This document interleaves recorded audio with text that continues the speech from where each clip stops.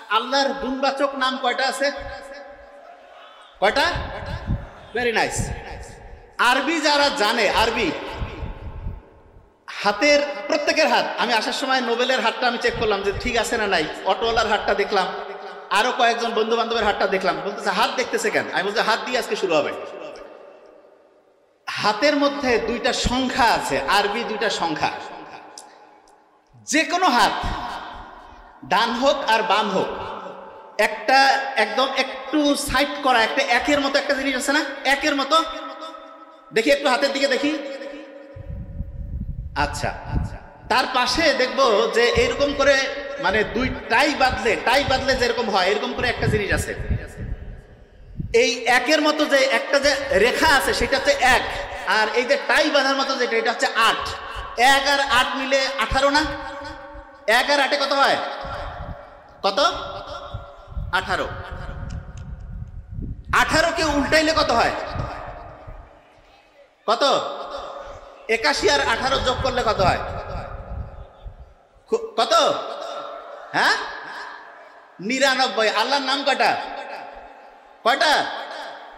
আল্লাহু আকবার বলবেন না? আচ্ছা, এবার একটা বিয়োগ করি। ৮১ থেকে ১৮ বিয়োগ করলে কত হয়? কঠিন। ৮১ থেকে ১৮ বিয়োগ করলে কত? ক্যালকুলেটর মাথায় আসতেছে না? কত? কত? ৬৩। মুহাম্মদ সাল্লাল্লাহু আলাইহি ওয়াসাল্লাম দুনিয়াতে ছিলেন কত বছর? কত? আল্লাহু আকবার। আল্লাহু আকবার বলি না কেন? মানুষের যে হার্ট আছে, আচ্ছা বলেন তো আমাদের হার্ট শরীরে একটা না দুইটা হার্ট? কয়টা? বিয়ের আংটি কি ডান হাতে পরে না বাম হাতে? হ্যাঁ, যারা বিয়ে হয়নি তারা জানে না, কিন্তু যাদের হয়েছে কোন হাতে পরে বিয়ের আংটি?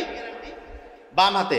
বাম হাতের এইটা ফিঙ্গারে পরে না, এইটা না এইটা, এই যে রিং ফিঙ্গার, যেই জায়গায় বিয়ের আংটি পড়ে সেই জায়গায় যে রক্তের নালীটা এটা হার্টে গিয়ে মিশে। হার্টে অনেকে মনে করে যে যে কোনো একটা আঙ্গুলে পড়লেই হবে। নো, বিয়ের সাথে একটা অন্তরের আত্মার যে সম্পর্ক আছে এইটাকে নির্দেশ করার জন্য এই যে আংটি, ইসলামে এটা খুব উৎসাহিত করছে তা না।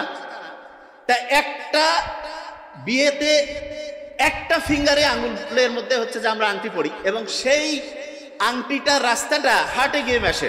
খুব ইন্টারেস্টিং জিনিস। হার্টকে কেউ যদি ভাঙতে থাকে মানে ছোট ছোট ছোট করে পিস করে, মাইক্রোস্কোপের মধ্যে যদি তাকায় তাহলে তার যে স্ট্রাকচারটা হবে এইটা আল্লাহ বানানটা আরবিতে লিখলে যে স্ট্রাকচার হয় তার মতো হয়ে যায়।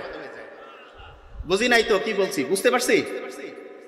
হার্ট যেখান থেকে পাম্প শুরু করে, এই যে হার্ট যে প্রতি মুহূর্তে বিট করতেছে, ধুক ধুক ধুক ধুক করতেছে, এটা কি কাউকে বলতে হচ্ছে? অটোমেটিক করতেছে না? তা যেই জায়গা থেকে এই বিট শুরু হয় সেই জায়গাটা তুই মাইক্রোস্কোপের নিচে দেখে একদম কাঠামোটা মিলানোর চেষ্টা করি, দেখবো যে আল্লাহ বানানটা আরবিতে লিখলে যে স্ট্রাকচারটা হয় সেটার সাথে অনেকটা ম্যাচিং হয়ে যায়। আজ থেকে প্রায় ১০০ বছর আগে একটা জেলের মধ্যে বসে একজন বই লিখতেছে।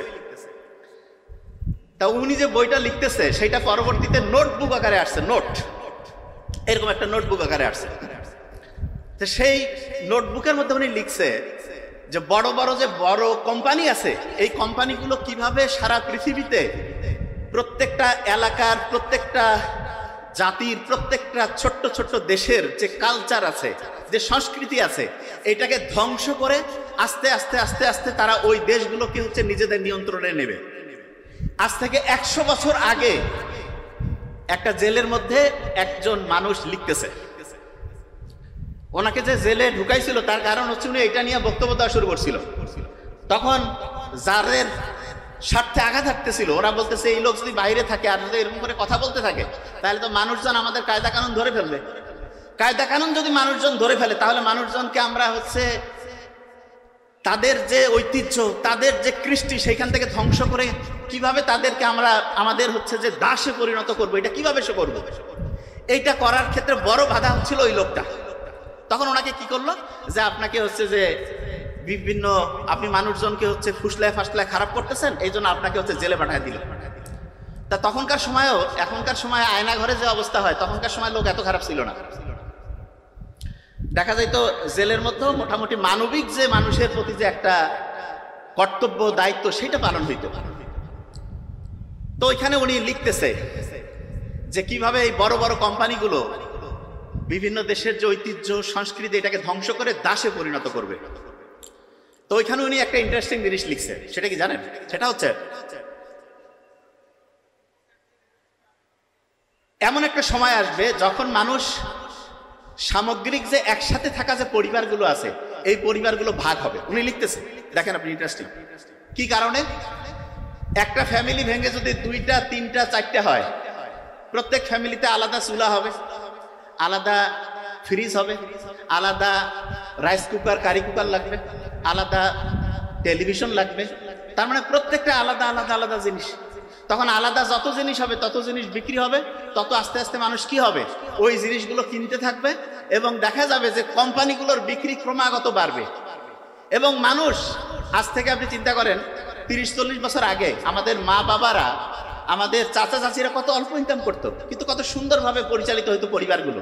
এখন যে পরিবারগুলো নষ্ট হয়েছে এইটার পিছনের ইঞ্জিনিয়ারিং আজ থেকে 100 বছর আগেই লেখা হয়েছে। এবং সবচেয়ে ভয়ঙ্কর দিক যেটা, সেটা হচ্ছে আমরা এখন মনে করি কি যে না, ফ্যামিলি যদি আলাদা থাকে তাহলে সবাই নিজের মতো থাকবো। নিজের মতো থাকতে গিয়ে আপনি দেখেন আপনি দাসে পরিণত হয়েছেন। কিরকম? ফ্যামিলির দেখা যাচ্ছে যে হাজব্যান্ড কাজে গেছে, ওয়াইফও কাজে গেছে, বাচ্চাকে মানুষ করতে দিছে হচ্ছে কাজের যে সহায়তাকারী যে আছে তাদের কাছে। এবং বিজ্ঞানীরা এখন জানে প্রথম 3 বছর বাচ্চা যা দেখে যা শোনে প্রত্যেকটাই তার ব্রেইনের ডেভেলপমেন্টের জন্য সবচেয়ে দামি। একটা বাচ্চা পরিবেশ থেকে শেখে। এখন আপনার বাচ্চাকে যদি আপনি কাজের যে গৃহ সহায়তায় যে আপা বা খালাকে রাখেন, তার কাছে যদি রাখেন, ওই বাচ্চা যা শিখবে, ওই বাচ্চা যদি মায়ের কাছে থাকতো, নিজের বাড়ির দাদির কাছে থাকতো, নানার কাছে থাকতো, তাহলে ওই বাচ্চা কত অসাধারণ হতো। এবং এই জিনিসটা প্রথমে কেউ বুঝতে পারে নাই, না বুঝে মনে করছে আমরা স্মার্ট হব, সবাই কাজে যাব, 100% উন্নতি হবে। ঘন্টা উন্নতি হয়েছে। আপনি প্লাস মাইনাস করে খাতা কলম নিয়ে লেখেন। হাজব্যান্ড চাকরি করে, ভেরি নাইস। ওয়াইফ চাকরি করতে যে কয় টাকা লাভ করে তার চাইতে বেশি কসমেটিক্সেই শেষ।